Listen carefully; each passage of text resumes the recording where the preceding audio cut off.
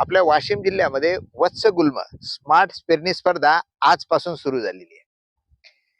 आपल्या सर्वांना माहिती आहे की कोणत्याही पिकाचं उत्पादन जर चांगलं घ्यायचं म्हटलं म्हणजे रामेश्वर भाऊ आपण नेहमी म्हणतो की एकदा पेरणी साधली तर सगळं काही साधलं. बरोबर. म्हणजे कधी कधी आपण असं म्हणतो की ओटीतलं आणि मुठीतल्याचा सुद्धा फरक दिसतो.